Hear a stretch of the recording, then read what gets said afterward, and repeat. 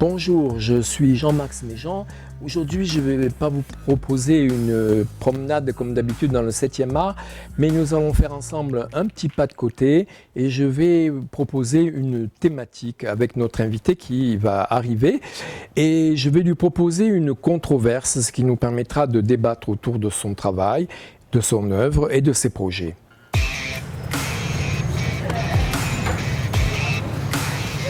Bonjour, c'est gentil d'être venu. Avec plaisir. Écoutez, asseyez-vous ici.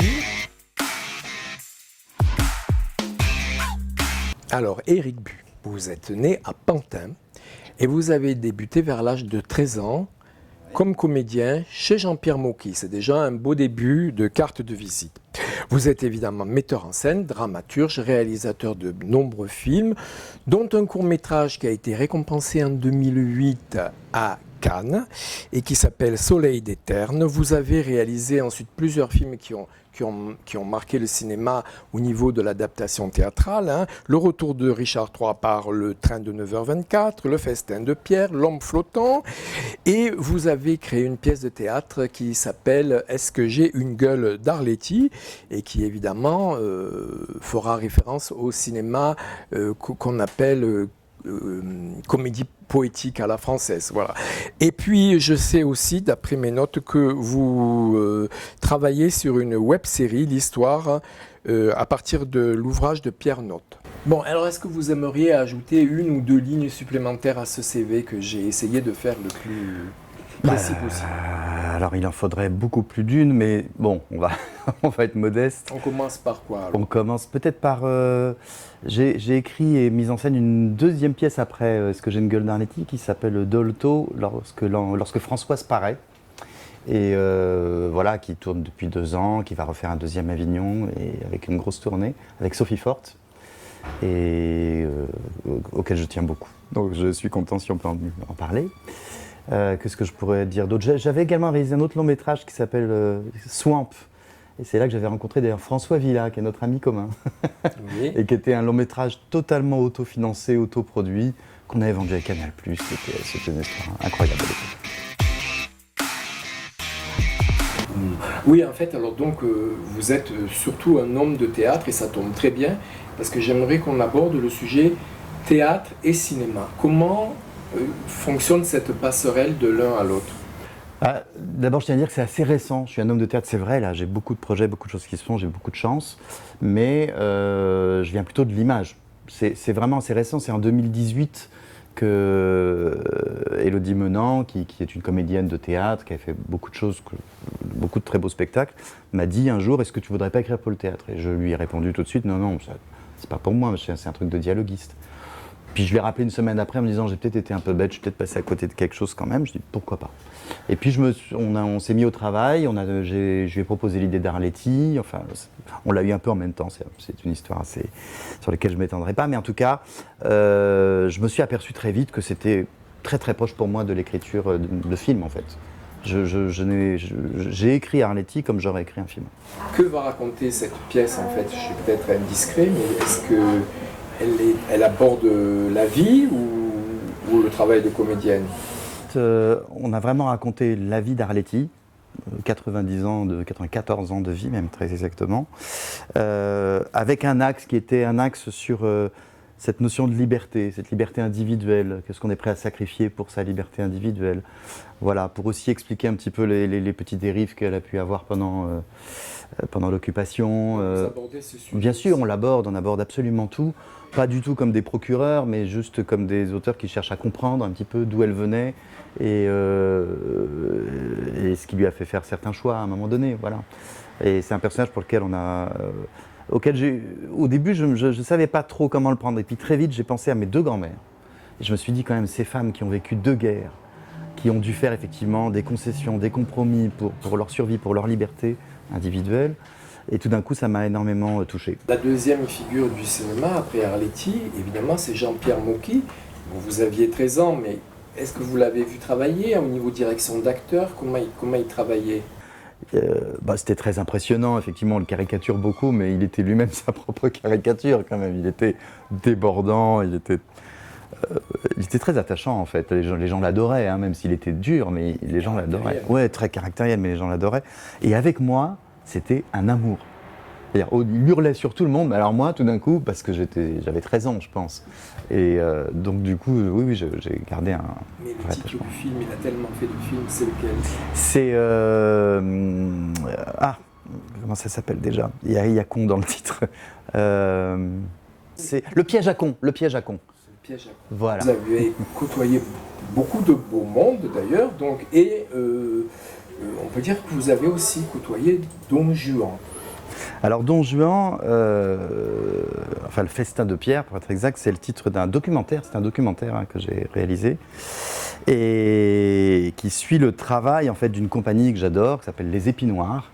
Et quand j'ai appris que Pierre Leric, qui est le responsable de cette compagnie, allait créer ce spectacle avec 12 comédiennes qui allaient jouer ces 12 apôtres, enfin c'est les 12 femmes qui le condamnent aussi également, avec, je crois qu'il y avait 3 musiciens live, etc. Je me suis dit, mais ce projet m'a l'air fou, j'adorerais être une petite souris, de voir comment il va s'en sortir avec ça. Donc je lui ai proposé ce film. C'est le meilleur moyen pour être une petite souris, c'est d'avoir une caméra. Et donc il a accepté, ce qui était courageux de sa part, parce que c'est pas toujours évident d'être, d'être jour et nuit comme ça, filmé dans le travail, c'est pas toujours forcément gratifiant. Et j'ai adoré faire ce film. J'aime beaucoup le film aussi, j'en suis assez fier, parce que c'est assez rare finalement les films qui montrent le travail dans la durée, puisque je les ai filmés pendant 3 mois, jusqu'à la création vraiment du spectacle, et jusqu'au bout on se rend compte à quel point c'est un combat de tous les instants pour essayer de sortir une création, voilà. Donc voilà à peu près, effectivement, là c'est la caméra qui m'a permis un petit peu de raconter de façon, je pense d'ailleurs assez poétique aussi, hein. C'est pas un documentaire uniquement réaliste, on est plus dans le documentaire de création, mais moi je me suis autorisé aussi un petit peu de liberté quand même. L'autre versant, arrêtez-moi si je dis des bêtises, c'est Le Retour de Richard III par le train de 9h24, qui est plutôt un film de fiction, je dirais, mais qui est aussi intéressant parce que c'est des comédiens en villégiature. Et là, on voit en fait que le théâtre, la troupe théâtrale, au sens de Molière, de Shakespeare, c'est comme une famille en fait. Et ce que j'ai trouvé très émouvant dans ce film, c'est ça justement, parce que j'ai trouvé ce film délicieux et très juste. Et une comédie en même temps. Non, alors dans Richard III, qui est une fiction, il ne s'agit plus de filmer le travail, il s'agit de filmer comment ça nous travaille.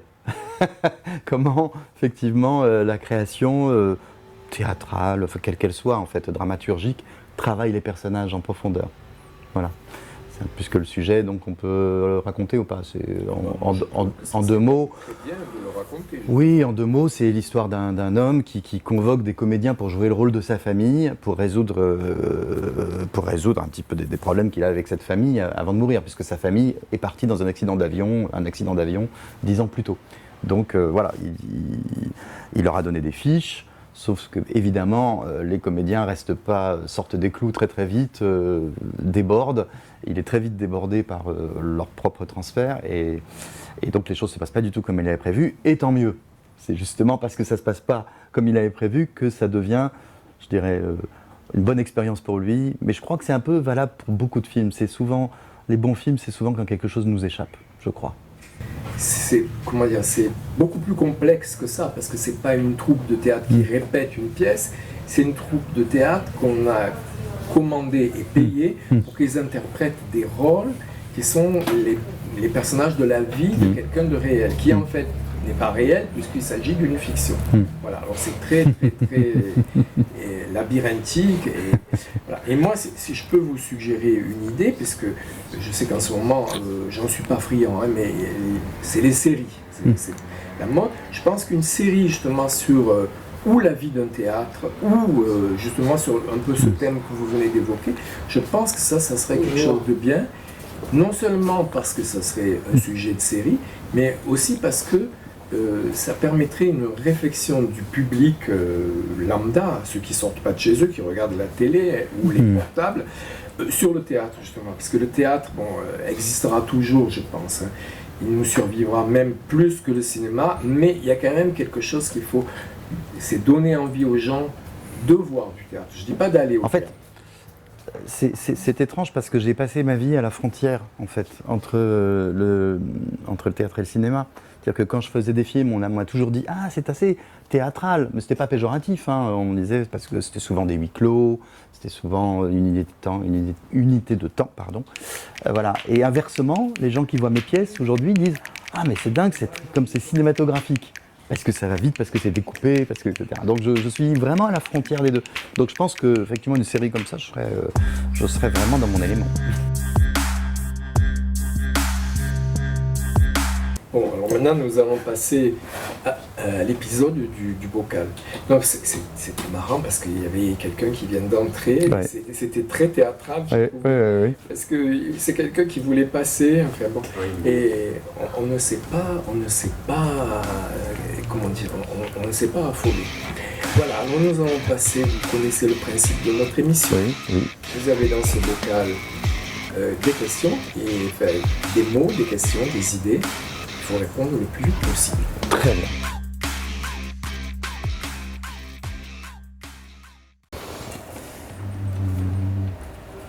Allez, j'en ai pêché un. Qu'est-ce que j'ai pêché? Ah, Ariane Mouchkine. Alors, Ariane Mouchkine. En fait, moi, j'ai découvert le théâtre. Je sortais d'un petit cours de théâtre, mais j'étais un gosse des rues, moi. Donc, le théâtre, c'était pas du tout ma culture. Et je sais que le premier qui m'a un petit peu donné le goût, c'est Philippe Cobert. Voilà, c'est Philippe Cobert. J'ai vu Philippe Cobert tout d'un coup sur scène, dans toute son roman d'un acteur. Enfin, ça commence avec la danse du diable. Donc, après qui Oui, tout à fait. C'est seul en scène extraordinaire. Oui, et j'ai vu la danse du diable et je me suis dit, ah nom de Dieu, en fait le théâtre peut être encore plus fort que le cinéma. Parce que il m'avait créé tellement d'images, c'était tellement puissant, je l'avais vu voler, je l'avais vu. Je suis allé plus tard à la cartoucherie, j'ai tout reconnu. Il avait fait exister tous ces décors alors qu'il n'y avait rien sur scène.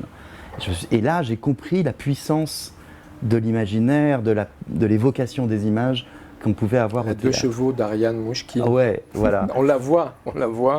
Et l'autre anecdote, oui, alors après j'ai vu des spectacles d'Ariane Mouchkine très beaux, dont un qui s'appelle, je crois, Les Éphémères ou quelque chose comme ça.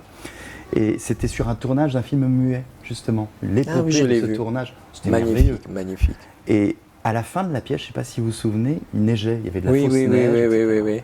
Très félinien d'ailleurs. Ah là là, c'était très félinien. Et je suis sorti du Théâtre du Soleil et il neigeait sur le bois de Vincennes. Oui, c'est marrant ça. À la pêche. Ah, celui-là. Acteur ou comédien? Alors, pour moi, l'acteur, c'est celui qui agit, c'est l'action, ça m'évoque plus effectivement l'acteur qui est sur le plateau de cinéma ou de télé ou autre, plutôt qui travaille sur l'audiovisuel, et le comédien, pour moi, est plutôt sur scène. Voilà. Mais après, bon, ça peut m'arriver d'employer les deux mots dans les deux catégories. Mais en revanche, ce que je peux peut-être dire, c'est que pour moi, un comédien de théâtre sera toujours un bon comédien devant une caméra. C'est juste une question de curseur, de choses comme ça. Mais c'est quelqu'un qui a quand même une expérience, une maîtrise. C'est quelqu'un qui a l'habitude de jouer avec son public. Donc il a l'habitude de jouer avec une caméra aussi, la caméra représentant le public. Alors qu'un comédien qui peut être un très bon comédien sur un plateau de cinéma ne sera pas forcément un bon comédien sur scène. Voilà, parce que ça demande quand même beaucoup de travail, d'expérience. Aujourd'hui, on voit de plus en plus au cinéma des comédiens qu'on va choper dans la rue, partout, etc., qui sont formidables. Mais est-ce qu'ils seraient capables de jouer sur scène? Non, parce que ça demande beaucoup de technique. Sur scène, oui. Ben oui, parce que ça demande beaucoup de technique. La maîtrise du rythme, là, c'est eux qui tiennent le rythme sur le plateau, c'est pas le monteur. La maîtrise du rythme, la maîtrise de l'espace, la maîtrise effectivement de la relation à l'autre, du comédien. Évidemment, oui, bien sûr, la voix, l'articulation. Parce qu'aujourd'hui, tous les comédiens, ils parlent comme ça, ils jouent comme ça, parce qu'il faut donner l'impression d'être intense. Ils ont l'impression d'être plus intenses, ils ont vu ça dans les mauvais films américains. Oui. Donc ils murmurent tous leur texte, c'est ridicule. Ah, Le cinquième rang, bah, c'est trop loin pour moi. Moi, je suis toujours deuxième, troisième en général. Je reste assez proche quand même. Enfin, ça dépend des cinémas. Et puis ça dépend des salles de théâtre aussi. Non, j'ai pas grand-chose à dire sur le cinquième rang. Mais je crois que notre producteur, il a une idée sur ce cinquième rang. Oui, notre producteur m'a expliqué tout à l'heure que c'était l'origine, effectivement, à l'origine les premiers placements de caméra pour les premiers films muets. C'était inspiré effectivement de La Place Idéale. Voilà, qui était du théâtre filmé. Regard, qui était du théâtre filmé. L'assassinat du duc de Guise, par exemple, c'est du théâtre filmé. Voilà. Mais très honnêtement, je ne le savais pas. Alors, on reprend. J'aime bien Luc Besson, en fait. Alors, l'adaptation. Alors, oui, l'adaptation, qu'est-ce que je peux dire? Bah, c'est une matière... comment dire? Je pense que, par exemple, quand j'ai tourné, vous parliez tout à l'heure de L'Homme flottant, eh ben, c'est après avoir vu au théâtre Oblomov, qui a aussi donné lieu à un film de Mikhalkov d'ailleurs, Quelques jours de la vie d'Oblomov. Et je suis parti sur une adaptation hyper libre, j'ai même pas lu le livre, j'ai même pas relu... Juste cette pièce m'a inspiré un sujet, quelque chose. Je pense qu'on s'inspire tous un peu les uns des autres. Victor Hugo disait qu'il n'y a pas de création, il y a de la recréation. Voilà. Bon, donc je pense qu'on est toujours en train d'adapter quelque chose. Moi, c'est vrai que je fais partie des auteurs qui ont besoin un peu de s'appuyer sur quelque chose de préexistant. Je pars rarement de zéro, en fait. Je ne sais pas pourquoi, peut-être par manque d'inspiration, je ne sais pas. Mais non, mais je pense que ça me donne... J'aime bien donner un axe, en fait, avoir une matière et lui donner un axe. C'est presque de la mise en scène à l'écriture, dès l'écriture. Donc je suis toujours un peu dans l'adaptation. Et puis je peux dire aussi peut-être que là, c'est assez particulier. Pardon, je déborde sur l'actualité, mais on va adapter au théâtre le film, Le Retour de Richard III par le train de 9h24. C'est assez surprenant que ça se passe dans ce sens-là. Ça arrive, mais c'est rare quand même qu'on adapte un film au théâtre. Et cette adaptation, c'est pas moi qui l'ai faite, c'est Gilles Direct. Et c'est hyper intéressant en fait, parce que tout d'un coup on se rend compte qu'on a beaucoup plus de place pour les personnages, qu'on a beaucoup plus de place, qu'on arrive à pousser pas mal de curseurs. Je pense que la pièce sera encore plus drôle et peut-être plus profonde que le film. Ça descend, ce sera les derniers les plus durs, c'est ça? Alors, Molière. Alors, je vais peut-être pas me faire des amis, j'ai jamais été fasciné par le film d'Ariane Mouchkine personnellement. Je trouve que oui, il y a quelque chose entre de la théâtralité, le cinéma, je suis d'accord, et en même temps, pour moi, ça prend jamais complètement. Je sais pas, il y a un truc qui est trop plaqué, quelque chose qui ne marche pas pour moi. Trop didactique. Peut-être. Par contre, ça je me souviens oui. toute ma vie. Par contre, je me souviens d'un film brillantissime d'un homme de théâtre, Robert Planchon. C'était Robert Planchon. Oui. On va dire, disons Planchon. Oui. Et il avait fait une adaptation de Molière. Le film était brillantissime. Il y avait des plans séquences, je me souviens, absolument époustouflants. Et justement, il avait vraiment, lui pour le coup, donné un souffle cinématographique à Molière absolument incroyable, quoi. Ouais. Alors, attends, il y en a deux là, voilà. L'impossible adaptation. Alors, pour moi, il n'y a pas vraiment d'impossible adaptation. Surtout au théâtre. Je pense qu'au cinéma, on peut effectivement être limité par des moyens, etc. Au théâtre, si on veut raconter que la mer Rouge s'ouvre, le public verra la mer Rouge s'ouvrir, il n'y a pas de problème. Il a l'imaginaire pour ça. Et je dirais que ça sera même certainement plus magique, parce qu'aujourd'hui, on sait qu'on fait tout avec les effets spéciaux, donc ça n'impressionne plus personne, les effets spéciaux. Alors que de le voir, de le ressentir, peut-être sur un plateau, ça peut être... Bon comédien. Ouais, bah, il faut de magnifiques comédiens, bien sûr. Donc je dirais que pour moi, il n'y a rien d'impossible, vraiment. En revanche, c'est vrai que j'ai toujours nommé la petite voix d'Hitchcock qui disait qu'il valait mieux adapter des petits livres pour en faire des grands films que l'inverse. Donc je trouve que c'est... Oui, c'est une bonne phrase. Voilà, donc je trouve ça assez juste. Scaramouche, alors moi ça m'évoque, oui il y a eu pas mal de films, mais ça m'évoque surtout la Commedia dell'arte et le Carrosse d'or, qui est un film que j'adore. Et je trouve que Renoir est un réalisateur qui est exactement sur cette frontière-là. Je ne sais pas s'il a adapté du théâtre, Jean Renoir. Mais il aurait pu. Il aurait pu. Finalement. La règle du jeu pourrait être une très belle pièce. C'est vrai, c'est une pièce en fait. Voilà. Elle a été adaptée au théâtre. Ah, bah voilà. Merci. Elle a été adaptée après le film. Voilà. Oui, d'accord. Mais le Carrosse d'or, voilà, par un film que j'aimerais revoir. C'est une réflexion sur le théâtre en fait. Aussi, c'est absolument une déclaration d'amour au théâtre. Allez, hop. La troupe. Alors, la troupe, c'est vrai que ce que raconte mon film et ma pièce bientôt, Le retour de Richard III par le train de 24, c'est que finalement, on a peut-être besoin de s'inventer des familles pour réparer la vraie. Et moi, je pense que c'est un peu ce que j'ai fait toute ma vie. Et je pense que c'est pour ça que je suis à cet endroit, c'est pour ça que je fais du cinéma, c'est pour ça que je fais du théâtre. C'est vraiment pour la troupe, c'est pour reconstituer des familles, parce que ça me rend très heureux, parce que ça me fait du bien, parce que ça me permet de raconter des choses qui ont du sens aussi. Mais effectivement, c'est une vraie famille. On en parle toujours de façon un peu ironique, mais pour moi, c'est pas ironique du tout. Jouvet. Alors Jouvet, il y a une citation, on lui demandait ce qui était le plus difficile pour jouer au cinéma, parce que ouais, c'était quand même au départ un homme de théâtre, et il répondait, le plus difficile sur un tournage, c'est de trouver une chaise. C'est vrai, quand on était sur un tournage, on se rend compte que c'est toujours un vrai problème. J'ai vu récemment une pièce justement sur les leçons de jeu de Jouvet, et c'est très beau en fait, parce qu'il c'est très humble.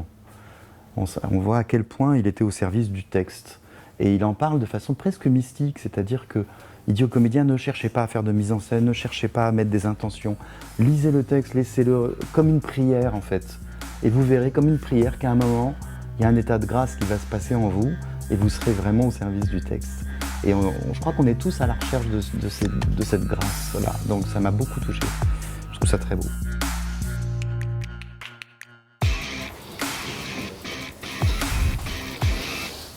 Tiens, celui-là, je suis en train de le lire. C'est amusant. C'est-à-dire, ça raconte l'histoire de ce tournage, de la recherche de la comédienne, ça décrit tout le Hollywood de cette époque-là. Et c'est pas n'importe quel film. C'est pas un film en plus qui me fascine non plus. Mais c'est beau et d'anecdotes, c'est marrant.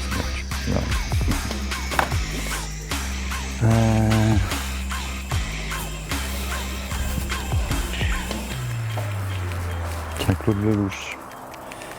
C'est marrant. Je suis pas un grand connaisseur ni admirateur, mais en même temps je me rends compte que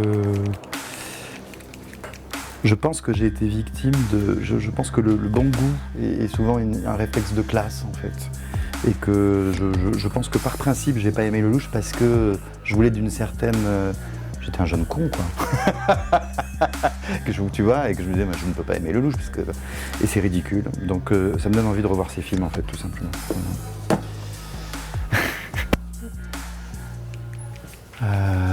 Qu'est-ce qu'il y a d'autre? Un français... Jacques Demy. Il a l'air beau, ce bouquin. Il est fermé, je ne peux pas le dire. Qu'est-ce qu'il y a d'autre? Genre.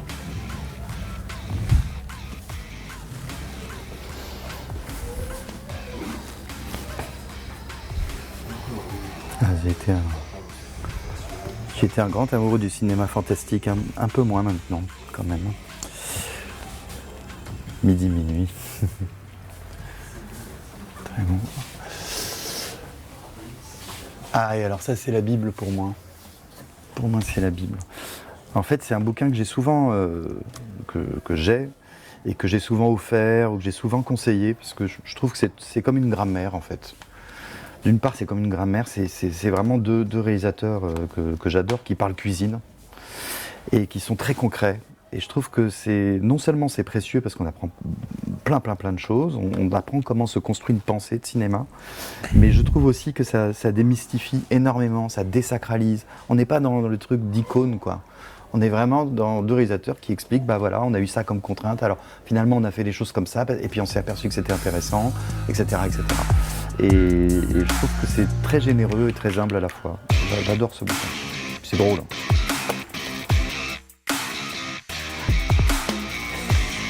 Merci Éric Bu pour toutes vos réponses très intéressantes. Alors il faut bien qu'on termine cette rencontre, hein.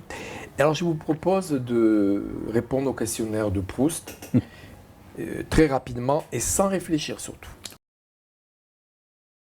J'en ai deux, j'ai le droit ou pas? Tout à fait. Il y a un film pour lequel j'ai une grande tendresse, s'appelle La légende du Saint-Buveur, de Ermanno Olmi. Je ne sais pas, on parlait de grâce tout à l'heure, je trouve qu'il y a vraiment de la grâce sur ce film. Et l'autre, c'est plus classique, c'est Barry Lyndon. Je ne sais pas, c'est un film qui m'accompagne, je crois que je peux le revoir tous les 5 ans. Et à chaque fois, il me raconte quelque chose de différent. Le nanar que vous visionnez en cachette, ça vous allez être moins fier là. Hein. Bah, en fait, j'ai pas trouvé. Parce que j'ai pas vraiment de temps pour ça. Donc, non, mais ça paraît très prétentieux, mais vraiment. Les tontons flingueurs. Non. Ah si, alors non, je ne le regarde pas, mais je l'ai vu et je m'en suis souvenu, j'ai pris un plaisir énorme. C'est le voyage au centre de la Terre, je ne sais plus quelle version, une version italienne je crois, qui était tellement ringardos, kitschissime que c'était délicieux. Alors ce qui me vient comme ça, parce que j'en ai plein, mais pourquoi pas Bruno Ganz. Audrey Hepburn. Votre musique de film préférée? Je dirais peut-être Nino Rota, la valse du parrain peut-être. Une petite vocalise alors. Non, c'est pas celle-là, la valse, c'est pas ça. La valse, c'est.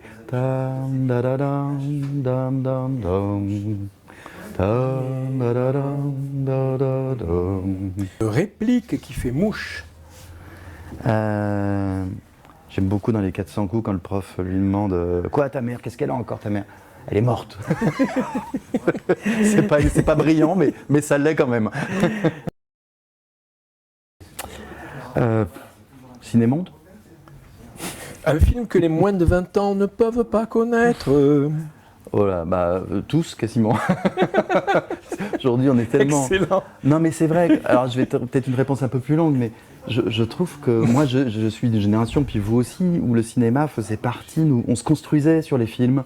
C'était aussi une histoire de famille. On avait des rendez-vous avec des réalisateurs, des auteurs.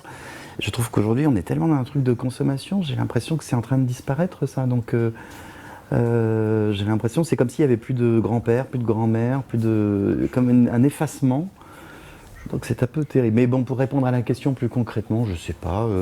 Tiens, Le Vent de Victor Strandjom.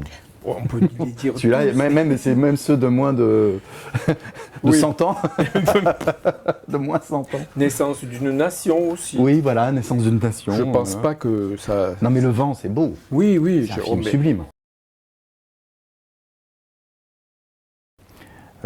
Albert Dupontel, ça ferait chier plein de monde, ça serait assez drôle. Êtes-vous nostalgique des films en noir et blanc? Ça dépend lesquels, mais oui, bien sûr, c'est magnifique. La dernière fois que vous avez été dans une salle de cinéma, c'était quand? Et pourquoi? Alors là, j'ai honte, parce que je suis jeune papa. Oui, j'ai un bébé là, qui a quelques mois. Je l'ai vu même, moi, les bébés. Voilà, et donc là, le cinéma m'est un petit peu... C'est vraiment un luxe depuis quelques temps. Donc le dernier film date énormément, c'est Drive My Car. En tout cas, le dernier film que j'ai aimé. J'en ai vu d'autres, mais c'est celui-là dont je me souviens. Alors oui, j'aime le cinéma de genre, lequel j'aime le plus. Alors ça... allez, comme ça, Suspiria. Et est-ce que les films de Mocky, c'est des films de genre? Il y en a, oui. Il en a fait. Il en a fait. Il en a fait, bien sûr. Oui, il en a fait pas mal, même, je crois. Et la question qui tue, croyez-vous que Dieu aime le cinéma? C'est pas de moi, hein. La vraie question qu'il faut se poser, je pense, c'est est-ce que le cinéma aime Dieu? En tout cas, ça l'inspire, ça c'est sûr.